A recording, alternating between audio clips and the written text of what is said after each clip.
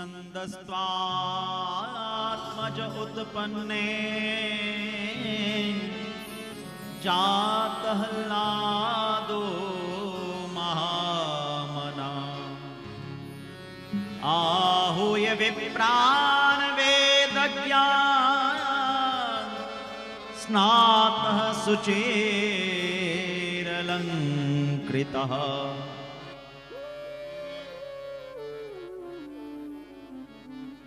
नंदस्त्वात्मज उत्पन्ने जातः लादो महामना। सज्जनों, नंद बाबा के यहां लाला भय और ऐसी प्रसन्नता, ऐसो आनंद की कहा कहें साहब। पूरे ब्रज में ऐसो लगे हो जैसे मानो ऐसी बधाई, ऐसी उत्सव को गायन भयो, सबरे ब्रजवासी आनंद में तर गए।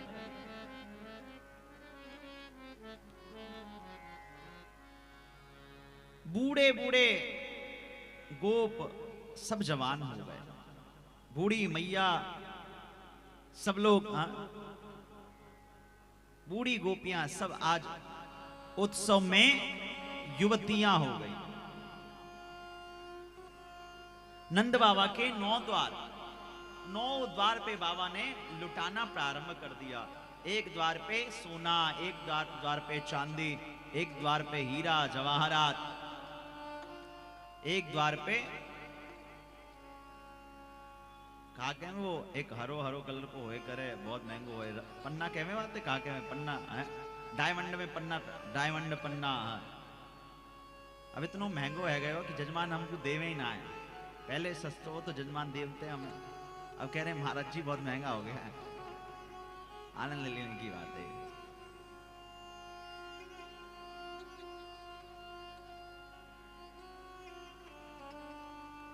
सब हीरा जवाहरात को सज्जनों अलग अलग द्वार पे ब्राह्मणन को बुलाए गए। ब्राह्मण आए और ब्राह्मणन ने आय के स्वस्ति वाचन की नहीं, वाचयित्वा स्वस्तयनम जात कर्मात्मजस्य वे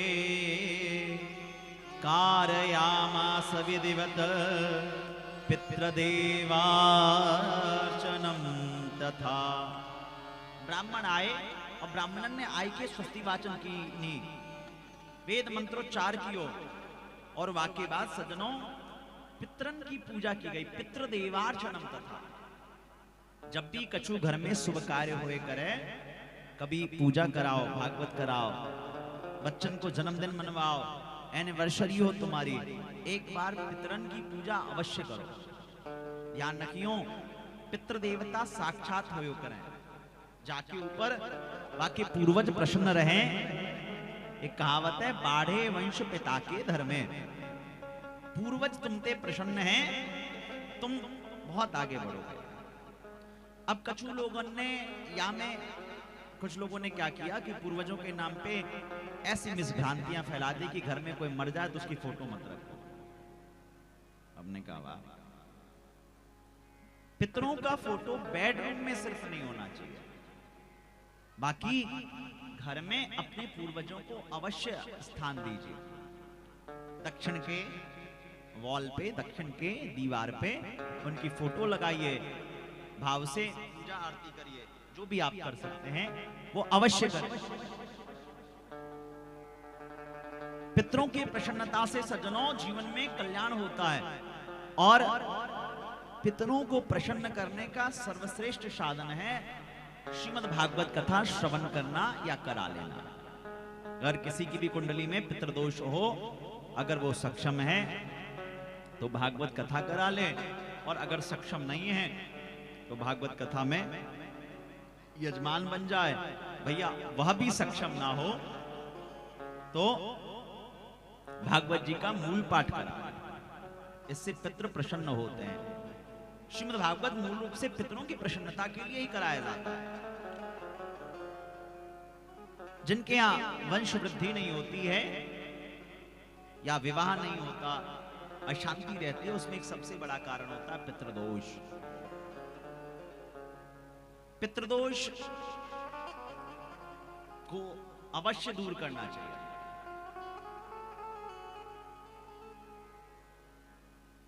पितृ दोष दूर करने का उपाय है, आप गया जी में जाके वहां पिंडदान कर सकते हैं। बद्रीनाथ जी में जाएं तो वहां पितरों के निमित्त भागवत का मूल पाठ करा लें, या वहां ब्राह्मण भोजन या कुछ भी आप तर्पण मार्जन आदि करेंगे तो भी बद्रीनाथ जी में भी पितृदोष से मुक्ति मिलती है। काशी में भी मिलता है, त्र्यंबकेश्वर में भी, वहां तो काल सर्प दोष की शांति होती है और पितृदोष की भी शांति होती है। काल सर्प दोष एक प्रकार का पितृदोष ही होता है, उसकी भी शांति वहां हो जाती है। तो हमारी संस्थान ग्लोबल वैदिक फाउंडेशन वृंदावन में निरंतर श्रीमद् भागवत जी का मूल पाठ कराती रहती है। भावपूर्वक विद्वान आचार्य बैठते हैं, वो भागवत जी का मूल पाठ करते हैं, और जो लोग भी अपने पितरों के निमित्त या किसी भी कामना से भागवत जी का मूल पाठ कराना चाहते हैं वो उसमें सम्मिलित हो जाते हैं। और किसी कारण से मान लीजिए आप नहीं भी आ पाए तो आप ऑनलाइन भी बैठ करके दर्शन कर सकते हैं, या आना चाहें तो नंबरों पे संपर्क करके आप वहां आपके रुकने ठहरने भोजन पानी की जो भी व्यवस्था होती है उसका एक शुल्क तय होता है, और शुल्क सेवा दे करके आप भागवत का कथा ना भी करा पाए तो मूल पाठ अवश्य कराएं। मूल पाठ में बहुत ज्यादा धन नहीं लगता। संस्कृत में भागवत जी का मूल पाठ होता है। श्री नंद बाबा ने पितृ देवताओं की प्रसन्नता के लिए पूजन किया, उसके बाद ब्राह्मणों को बुलाया और गौदान कीनी है। धेनु नाम नियुते प्रादात् विप्रेभ्य समलंकृते तिलादृण शक्तरत्नौघ सात कौंभांबरा धेनु नाम नियुते प्रादात्। बाबा ने 1 लाख गैया मंगवाए, और कौन से गिरी नस्ल की, साहिवाल नस्ल की बढ़िया बढ़िया गाय, और गायन के पांव में चांदी मरवाई और सिंग में स्वर्ण मरवाए, और स्वर्ण मरवाए के बढ़िया वस्त्र कम्बल वम्बल धारण कराए उनको। और वाके साथ साथ भैया जो गाय 20 लीटर 15 लीटर 25 लीटर बढ़िया दूध दें, उन गायन को दान कियो 1 लाख ब्राह्मणन को। काहे में? बोले लाला भयो है या एक खुशी में, तुम्हारी हमारी तरह ना है। बोले साहब गाय 4-5 बार ब्याह गई, अब ये गाय बिल्कुल बिसुक गई है, कोई मतलब की ना है। सोचो एक काले काऊ पंडित जी पकड़ाए दो, बैतरनी पार है जाएंगे। आदमी मैंने देखा है, बहुत लोग होते हैं, हमारे भी एक आध लोग हमको भी टकराए ऐसे, जिनको कोई चीज दान देनी होगी ना तो मार्केट में जो सबसे रद्दी वस्तु होगी वो दान देंगे। गाय दान भी करेंगे तो ऐसी गाय जो बिल्कुल समझो कि साहब अपना ही अपनी बछड़िया को भी दूध ना पिला पाए। बेचारे पंडित जी क्या सेवा करेंगे, क्या उनको दूध मिलेगा। अब बेचारे पंडित जी जो है किसी को बेच देते हैं, फिर वो कसाई को बेच देता है, फिर कटता है, और जब वो कटता है तो तुमको भवसागर के बीच में बेहतर नहीं होता ना, उसके बीच में गैया छोड़ के भग जाती, फिर तुम ना इधर के रहे ना उधर के रहे। दान हमेशा वस्तु देनी चाहिए जो सामने वाला प्रयोग कर सके। जरूरी नहीं है कि तुम एक धोती दो, एक मतलब कुर्ता धोती दो ना, एक सिंपल सा क्या कहें भाई, रुमाल को नैपकिन कहें, कहा कहें रुमाल कहें, एक रुमाल ही दो, लेकिन वह वस्तु दान करो जो सामने वाला प्रयोग कर सके। कोई जरूरत नहीं है बहुत महंगी चीज देने की, बहुत ज्यादा चीज देने की। इतना दीजिए, एक चप्पल भी ऐसा पंडित जी को दान करिए, एक छाता भी ऐसा दान करिए, या 1 कुंटल चावल की जगह 5 किलो भी चावल ऐसा दो जो बेचारे खा सकें, पता चले कि तुम कोटा से ले आए और पंडित जी को दान कर दिया। ऐसा कदापि नहीं करना चाहिए। नहीं तो क्या होगा, वो लेगा फिर इधर उधर जाके बेच देगा, और वो बेचेगा गलत, फिर वो पैसे का दुरुपयोग होगा, फिर वो पाप तुमको ही लगेगा। ध्यान रखना, ऐसे छूटोगे नहीं। और जब भी ब्राह्मण भोजन कराना हो तो अच्छे ब्राह्मण को कराइए, योग्य ब्राह्मण को कराइए। ऐसा नहीं कि बेचारे वो नाम के ब्राह्मण हो, दिन में फैक्ट्री में काम कर रहे हो, शाम को आए तो पौवा लगा लेते हो, और रात को तुमने कहा आओ पंडित जी ने पाए लो। तुम्हारे यहाँ पाने आए तो आपने पूछा, कहा हाँ जी पंडित जी कैसे हो, ऐसे ऐसे कर रहे हैं बेचारे। जो ब्राह्मण गुटखा खाए, मदिरा पान करे, वो ब्राह्मण है ही नहीं, समझ लो कि वो रहा नहीं ब्राह्मण, च्युत हो गया ब्राह्मण वृत्ति से, ब्राह्मण वृत्ति से च्युत हो गया। कदापि मत खिलाना। देखो एक बात समझना, दो कैटेगरी है, दया और दान। ठीक है, कोई बात नहीं, दया और दान, दया और दान दो कैटेगरी है। दान आप दया आप किसी पे भी कर सकते हो। दान करने के लिए ये नहीं देखना है कि वो व्यक्ति क्या पीता है क्या खाता है, ये नहीं देखना है दान करने के लिए, दया करने के लिए। लेकिन दान करने के लिए पात्रता देखो, he is capable, he is eligible और नॉट। अगर दान देना है तो उस व्यक्ति में पात्रता होनी चाहिए। और दया करना है तो भैया राह चलते किसी को भी एक रोटी पकड़ाए दो, एक कपड़ा पकड़ाए दो, कछू दे दो। अब तुम कहा करो, तुम सोचो अरे ना है हमारे पड़ोस के पंडित जी हैं, इनकी 4 छोरी है, कछू चलेना है जिंदगी में, और तब तुमने दान की नहीं, विराज से तब तुमने दान की नहीं है, तो वो दान लगेगा नहीं। मैंने बहुत लोगों को देखा है, ब्राह्मण लोग क्या करेंगे, अपने घर के ही कहेंगे अरे दूसरे को देने से क्या अच्छा है, हमारी बहन की बेटी है इसको दान दे। गजब विचार है ये मुक्ति का साधन नहीं है, ये कल्याण का साधन नहीं है। याद रखना, जो भी ऐसा करते हैं भैया संभल जाना। अगर आप दान कर रहे हो तो श्रेष्ठ व्यक्ति को दान करो, योग्य व्यक्ति को दान करो, और नहीं तो भैया दया करो तुम। नहीं तो क्या होगा, तुमने ये सोचा कि हमारी बहन, मतलब कई बार क्या लोग कहते हैं गोत्र बदल गया दान कर दे। ये बात 100% सत्य है कि 100 ब्राह्मण एक तरफ, भांजा एक तरफ, इसमें कोई किंतु परंतु नहीं है। 100 ब्राह्मण एक तरफ, बहनोई एक तरफ, ये बात बिल्कुल सत्य है। लेकिन दान और बहनोई बहुत जमीन आसमान का अंतर है। सहयोग करिए, आपको कुछ सहयोग करना चाहिए, सबको करना चाहिए, हम भी करते हैं, आप भी करो, सबको करो। सहयोग अलग चीज हो गया। लेकिन आप यह सोच रहे हो कि भाई हमारे पितर प्रसन्न हो जाएं, और फिर आप सोचो कि आप किसी पौवा पीने वाले को, किसी खाने पीने वाले को खिलाओगे तो जीवन में सफलता नहीं मिलेगी, उल्टा तुम्हारे ऊपर काल और मंडराएगा। आइए माता जी, आओ आओ, पधारो, तुम्हारा 4 दिन से इंतजार कर रहे थे, आज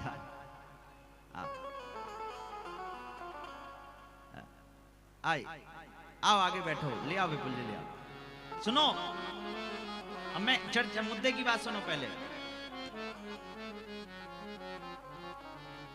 दान, पूज्य मलुक पीठ वाले एक महाराज जी हैं, पूज्य श्री राजेंद्र दास जी महाराज, बड़े भावपूर्वक कथा कहते हैं। उन्होंने तो यहां तक, दास उनकी कथा सुनता है अपने जीवन में। अगर मैं कभी किसी की कथा सुनने का सौभाग्य मिले तो मैं पूज्य श्री मलुक पीठ वाले महाराज जी को सुनना पसंद करता हूं, उनको सुनता हूं, और आप लोग भी सुनना। तो मलुक पीठ वाले महाराज जी कहते हैं कि भैया अगर कोई योग्य ब्राह्मण ना मिले, अच्छा व्यक्ति ना मिले जिनको आपको भोजन कराना हो, तो उस स्थिति में क्या करें? बोले उस स्थिति में आप खुद ही खा लीजिए, पितरों का ध्यान करके वैष्णव खुद ही खा लीजिए, और दक्षिणा आदि गौशाला में कहीं दे दीजिए, वो पितर को लग जाएगा। ये मेरी वाणी नहीं है, आओ विराज हो जी, ये मलुक पीठ वाले महाराज जी की वाणी है। मलुक पीठ वाले महाराज संतों की, वैष्णवों की वाणी है तो इसलिए ध्यान रखना, हमेशा योग्य व्यक्ति को दान करना, और दान वही वस्तु करना जो आप स्वयं स्वीकार, मतलब स्वयं में एक्सेप्ट करते हो। अच्छा, हमारे चेला इन मामलों में बढ़िया, हमको वही वस्तु देते हैं जो ब्रांडेड, एक से एक ना। बोले महाराज जी को बढ़िया चीज नहीं, सबको बढ़िया चीज देना चाहिए। तो नंद बाबा ने कैसी वस्तु का दान किया? बोले ऐसी गायों को दान किया जिन गायों को दान करने के से पुण्य लाभ मिले। धेनु नाम नियुते प्रादा विप्रेभ्य समलंकृते तिलाद्रिन सप्तरत्नोगा सात कौंभांबरा वेतान। धेनु नाम नियुते प्रादा, दान कीनी साहब। बोले कैसो दान? बोले एक द्वार पे सज्जनों बाबा ने चांदी के पात्र लुटानी शुरू कर दी। चांदी के पात्र लुटानी शुरू की ने, जितने आए सब चांदी लूट लूट के जाने लगे। जब वो गए, आगे बढ़े, तो क्या देखते हैं? एक व्यक्ति है जो स्वर्ण लूट के ले जा रहा है। मतलब लूटने का मतलब बधाई में लेके जा रहा है। चांदी वाले ने पूछा, भैया ये कहां से तुमको मिल गया? बोले तुम्हें पता नहीं, नंद बाबा के द्वार नंबर 3 पे स्वर्ण बट रहा था, तो मैं स्वर्ण लेके आ गया। चांदी लेने वाले ने सोचा मेरा बड़ा दुर्भाग्य, मैं चांदी लेके रह गया। चांदी कहाँ है? अभी चांदी कितने रुपए किलो है? 2-2.25 लाख रुपए किलो हो गया है जो है। और स्वर्ण कहाँ? करोड़, 1-8 करोड़ का होगा किलो, पता नहीं कितने का जो है होगा, पता नहीं जितने का भी हो भैया। कहाँ स्वर्ण? बोले चांदी वाला सोच रहा, बोले कहाँ स्वर्ण इतना महंगा? वो तुरंत चांदी फेंक के गया, स्वर्ण लेने चला गया। स्वर्ण लेकर के आया, फिर आगे बढ़ा तो फिर देखता है, आप बहुत खरीदती हो लग रहा है। फिर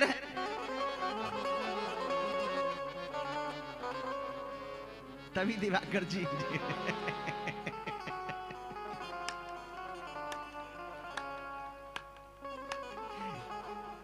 तभी कह रहे मुझसे महाराज जी पैसा नहीं बचता है मेरा।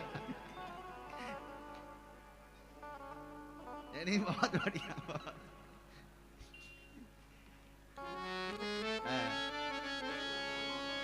नहीं, बहुत बढ़िया, बहुत नहीं। हमको बहुत, मैं इनको देख रहा हूँ 3 बार से कथाएं बहुत भाव से सुनते। पहली जब कथा हुई तब, फिर दूसरी कथा हुई तब, फिर अब। तो सज्जनों, जिसने स्वर्ण लिया वो आगे बढ़ पड़ा। फिर आगे बढ़ता तो देखता है एक व्यक्ति जो है वो हीरे की मालाएं लेके चल पड़ा। वो हीरे जवाहरात लिए जा रहा है। अब जिसने स्वर्ण लिया था उसके मन में बड़ा दुख हो, भाई मैं तो स्वर्ण में रह गया, हीरा कहाँ इतना महंगा। उसने कहा भैया हीरा कहाँ मिला? बोले हीरे नंद बाबा के यहाँ बट रहे हैं। बोले भैया तुझको हीरा मिल गया, हमको स्वर्ण मिला। उसने कहा हो ना हो तुम स्पेशल हो गए। अब जो अंबानी की शादी में गए थे उनको 5-5 करोड़ की घड़ी मिली। अब एक आध व्यक्ति जो नहीं गए उनको नहीं मिली, तो बेचारे इंटरव्यू में बोल रहे थे। एक बात होता है, बोले तुम स्पेशल हो गए इसलिए तुमको हीरा मिल गया। बोले वहां कोई स्पेशल नहीं है, वहां कोई कमजोर नहीं है, वहां सब एक जैसे हैं, सबको हीरा मिल रहा है। बोले कितने नंबर द्वार पे? बोले 5 नंबर द्वार पे।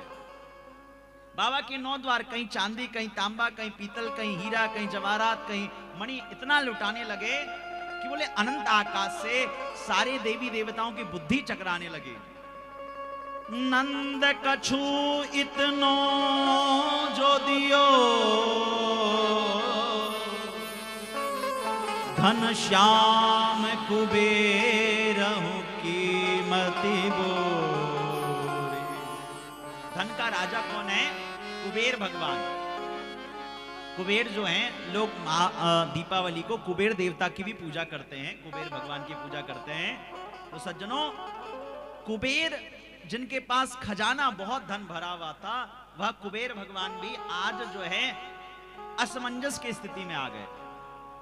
बोले इतना पैसा, इतना धन कहां से आ गया कि नंद बाबा लुटा रहे हैं। बोले नंद कछो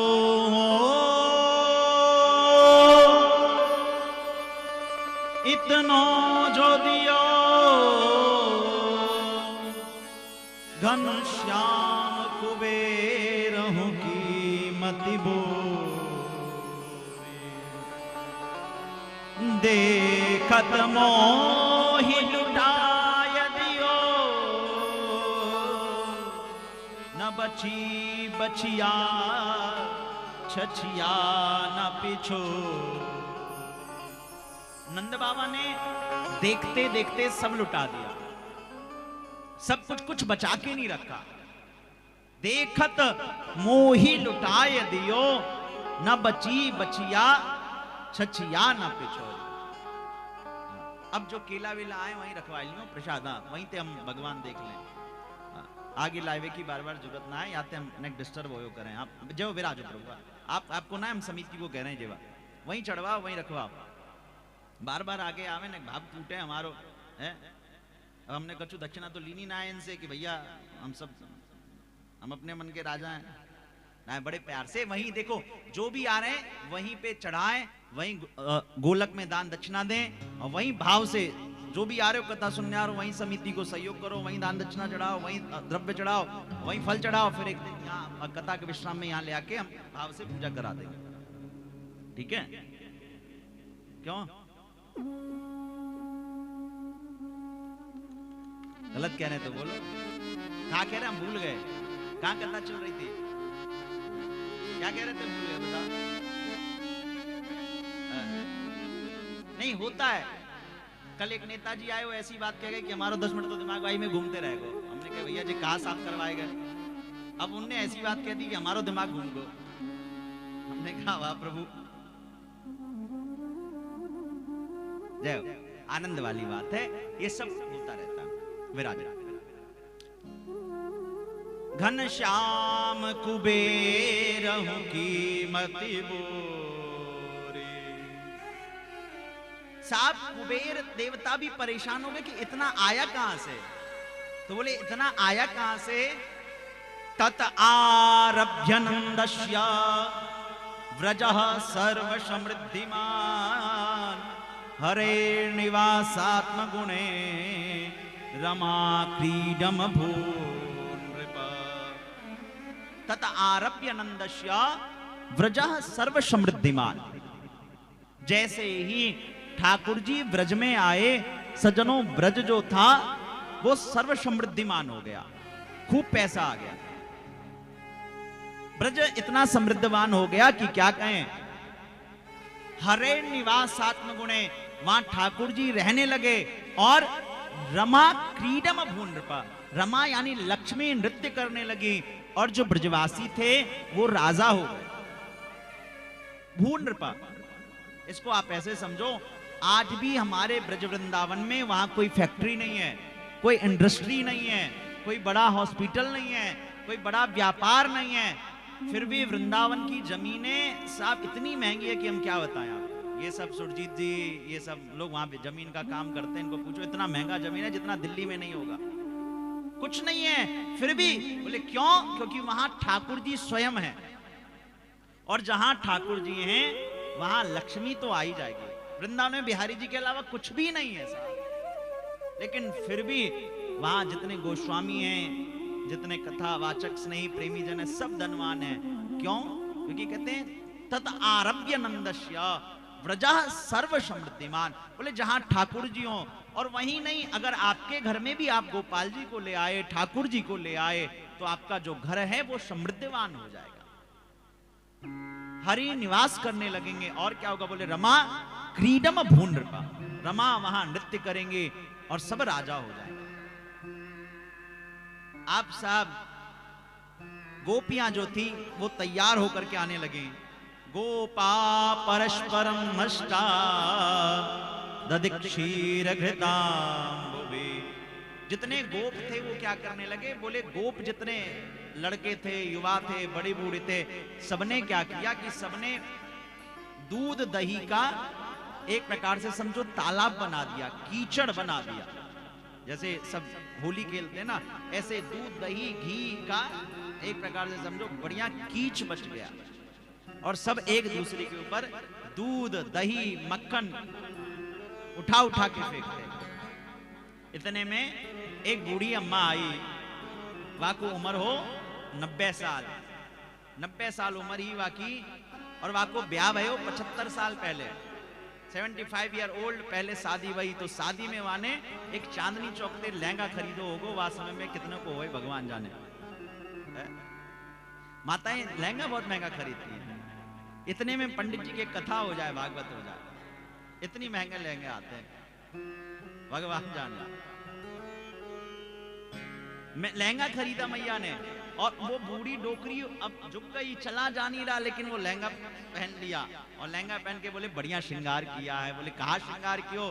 बोले जो आंखन में लगाए वाकू लगाए लियो होठन पे, और जो होठन पे लगाए वाकू लगाए लियो आंखन में। अब कछु दिखे तो है ना। बोले कहा भयो? बोले उत्सव है।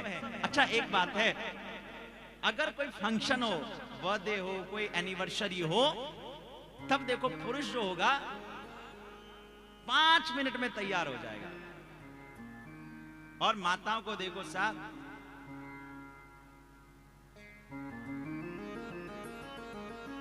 बेचारा पुरुष नीचे से गाड़ी में बैठ के दे हो रहा है, दे हो रहा है, दे हो रहा है। अच्छा अंदर ही अंदर बहुत गुस्सा आता है, बोलता है, चिल्लाता है, लेकिन सामने हिम्मत नहीं होगी कुछ कह जाए, कह जाए सामने कछु कह जाए तब पूछो। ऐसा नहीं है आज सामान्य पुरुष की हालत है, ऐसा नहीं है। बड़े बड़े अधिकारी, बड़े बड़े राजनेता, बड़े बड़े लोग जिनका समाज में रुतबा है, वो सब भी कुछ नहीं बोल पाते हैं। एक बड़े अधिकारी थे, वो हर उनकी पत्नी उनसे बात बात पे तू तू तू तू कह के बोलती। हम बोले बड़ा गजब हो गया, इनको तू तू कह के बोल रही है। अधिकारी का बड़ा रौब। हमने पूछा साहब अधिकारी जी क्या बात है, आप बड़ा समाज में रौब दिखाते हो, घर में आते ही कैसे भीगी बिल्ली हो जाते हो? बोले महाराज जी घर में आते ही मेरे ऊपर शेरा वाली माता जी आ जाती हैं, इसलिए मैं बिल्कुल शांत हो जाता हूं, है ना। तो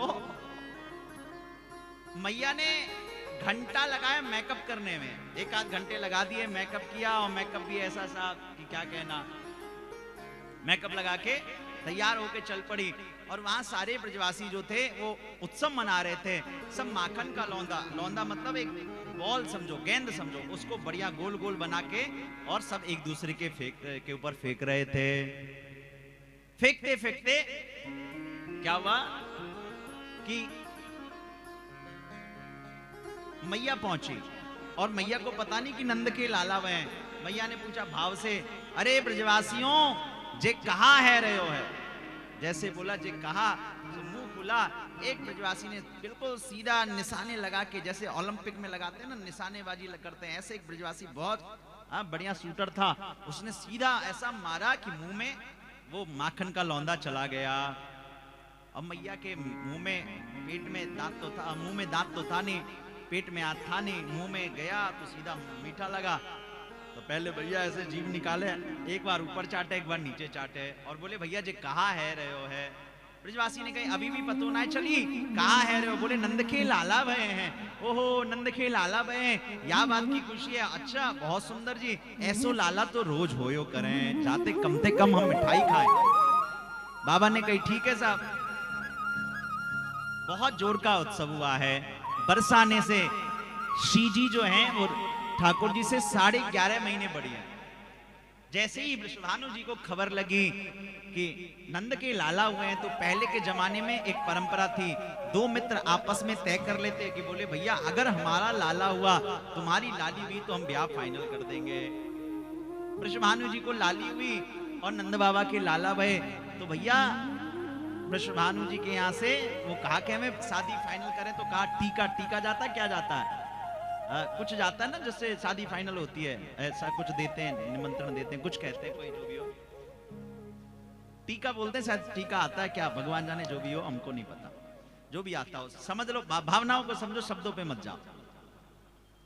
तो सारे बरसाना वासियों ने भावपूर्वक वृंदावन में श्री ठाकुर जी के निमित्त, साहब श्री शुक्राचार्य महाराज कह रहे हैं देखो परीक्षित, लाला के जन्म होने की देरी नहीं, और यहाँ जो है साहब ब्याह का फाइनल हो गया। अच्छा जो माताएं होती हैं बड़ी बूढ़ी, चाहे जो भी हो, उनको अपने लाला के ब्याह की बड़ी चिंता होगी। एक बार की बात, एक दंपति थे और दोनों बेचारे बड़े पढ़े लिखे थे, हर बात में आपस में लड़ते। अच्छा ज्यादा पढ़ लिख ले आदमी तो वो बहुत लड़ता है, ये कहा, मैंने देखा ज्यादा नॉलेज हो जाए आदमी को तो फिर वो हर बात पे तर्क करेगा, हर बात पे तर्क तक तो ठीक है, वो कुतर्क तक और करेगा ज्यादा पढ़ लिख लेने से। दोनों लड़ रहे आपस में, पति पत्नी लड़ते लड़ते सुबह से शाम हो गया। इतने में एक संत जी आए। संत जी ने आकर कहा, क्यों लड़ रहे हो जी? बोले ऐसा है, मैं डॉक्टर हूं तो मैं अपने संतान को डॉक्टर बनाऊंगी। तो जो पति था वो वकील था। बोले महाराज मैं वकील हूं, मैं अपने संतान को वकील बनाऊंगा। महाराज जी ने कहा ठीक है, एक काम करो, पहले हमें संतान से मिलाओ, हम उसके भाग्य को देखेंगे, रेखाओं को देख करके कहेंगे कि इसके भाग्य में क्या बनने का योग है और वही बनाना। इतने में दोनों दंपत्ति बोले महाराज अभी हुआ नहीं है, होने वाला है। बोले बताओ, बच्चा हुआ नहीं, पहले से चिंता है। तो यही चिंता रहती है सबको। और अब सारी गोपियां जो है आज यशोदा मैया के यहाँ आकर के लाला को बधाई दे रही हैं, आशीर्वाद दे रही हैं। मैया तेरो लाला चिरंजीवी है जाए, तेरो लाला खूब जुग जुग जिए वे, चिरंजीवी है वे। आओ एक भाव हम सब भी आज, कल जो बधाई ना गा पाए, आओ एक बधाई में भाग लेते हैं, फिर उसके बाद आगे कथा में प्रवेश करेंगे।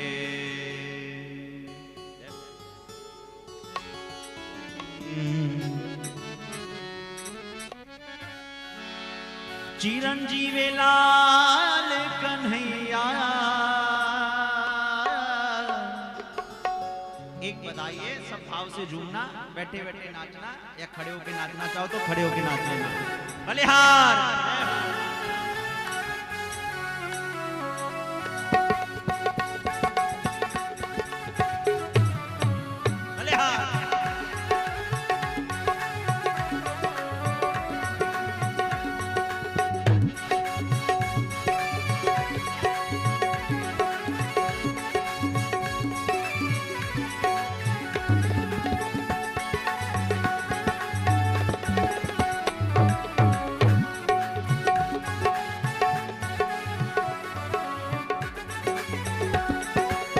चिरंजीवी लाल कन्हैया, चिरंजीवी लाल कन्हैया, ओ चिरंजीवी लाल कन्हैया, ओ चिरंजीवी लाल कन्हैया। यशोदा तेरो, यशोदा तेरो, यशोदा तेरो चिरंजीवी लाल कन्हैया, यशोदा तेरो चिरंजीवी लाल कन्हैया। बोले नंद के लाला की बोले हाँ।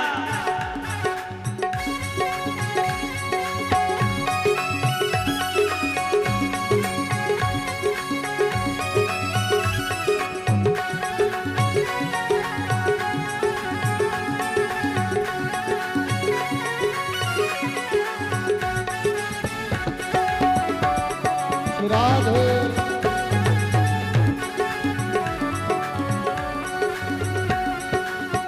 मथुरा में हरि जन्म लियो है, मथुरा में हरि जन्म लियो है, जन्म लियो है, जन्म लियो है। मथुरा में हरि जन्म लियो है, मथुरा में हरि है, मथुरा में हरि जन्म लियो है, मथुरा में हरि गोकुल बजत बधैया, गोकुल बजत बधैया। यशोदा तेरो, यशोदा तेरो, यशोदा तेरो चिरंजीवी लाल कन्हैया, यशोदा तेरो चिरंजीवी लाल कन्हैया। एक बार भाव से बोलो नंद के लाला की जय हो।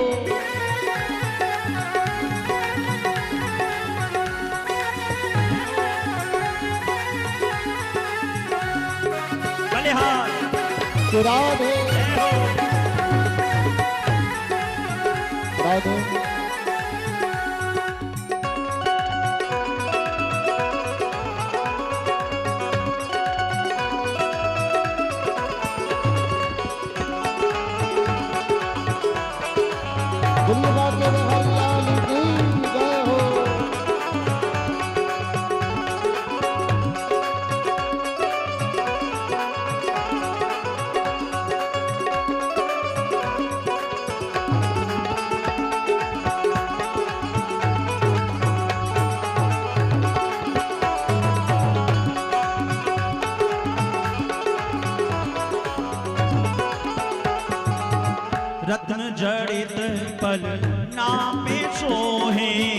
रतन जड़ित पल ना पे सोहे, रतन जड़ित पल ना पे सोहे, रतन जड़ित पल ना पे सोहे, पल ना पे सोहे, पल ना पे पल ना पे सोहे, पल ना पे सोहे, रतन जड़ित पल ना पे सोहे, रतन जड़ित पल ना पे सोहे। झूलत कुंवर कन्हैया हो, झूलत कुंवर कन्हैया, यशोदा तेरो, यशोदा तेरो, यशोदा तेरो चिरंजीव लाल कन्हैया, यशोदा तेरो चिरंजीव लाल कन्हैया। बोलो नंद के लाला की जय हो। बलिहार।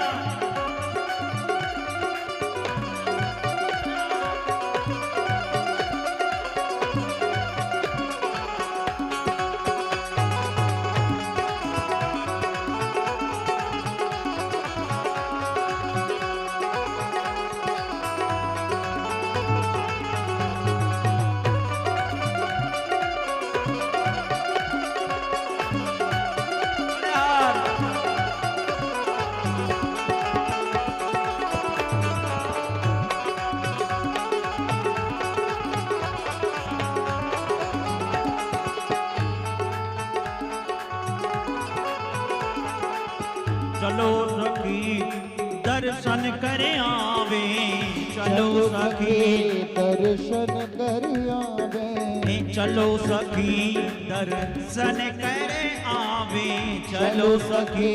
दर्शन कर आवे। कौन कौन दर्शन करना चाहते एक बार दोनों हाथ उठा के भाव से बताओ। दिखना चाहिए। सुनो, जो बैठे बैठे थोड़ा ऐसे झूमो, थोड़ा थोड़ा झूमते रहो। नाचना नहीं आना कोई बात नहीं, नाच सकते तो बैठे बैठे नाच लो, नहीं तो ऐसे ऐसे थोड़ा थोड़ा झूमते रहो। चलो सखी दर्शन करे आवे, चलो सखी दर्शन कर आवे, दर्शन करे आवे, दर्शन कर आवे, दर्शन करी आवे, दर्शन आवे। चलो सखी दर्शन कर आवे, चलो सके दर्शन आवे। प्रगट हैं दाऊ जी के भैया हो, प्रगट हैं दाऊ जी के भैया हो, प्रगट हैं दाऊ जी के भैया हो, प्रगट हैं दाऊ जी के भैया। यशोदा तेरो, यशोदा तेरो, यशोदा तेरो चिरंजीव लाल कन्हैया, यशोदा तेरो चिरंजीव लाल कन्हैया। बोलो नंद के लाला की जय हो। बलिहार।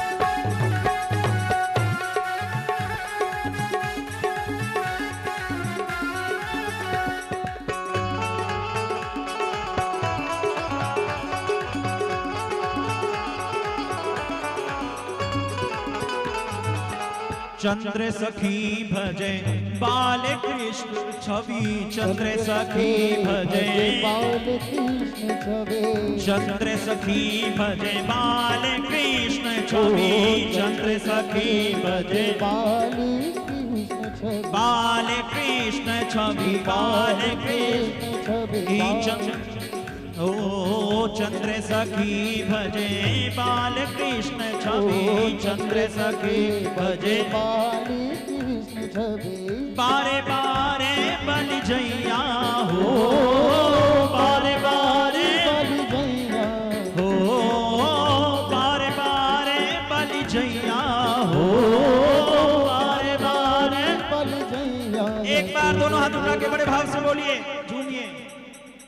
यशोदा तेरो राधे यशोदा तेरो राधे यशोदा तेरो चिरंजीव लाल कन्हैया यशोदा तेरो चिरंजीव लाल कन्हैया यशोदा तेरो चिरंजीव लाल कन्हैया यशोदा तेरो चिरंजीव लाल कन्हैया नंद के आनंद भयो कन्हैया लाल की नंद के आनंद भयो कन्हैया लाल की जय कन्हैया लाल की जय दाऊद लाल की जय कन्हैया लाल की जय दाऊद लाल की जय कन्हैया लाल की दाऊद जी दयाल की नंद के आनंद भयो कन्हैया लाल की नंद के आनंद भयो कन्हैया लाल की यशोदा तेरो चिरंजीव लाल कन्हैया यशोदा तेरो चिरंजीव लाल कन्हैया यशोदा तेरो चिरंजीव लाल कन्हैया यशोदा तेरो चिरंजीव लाल चिरंजीव लाल कन्हैया बोलो नंद के लाला की जय हो। हो।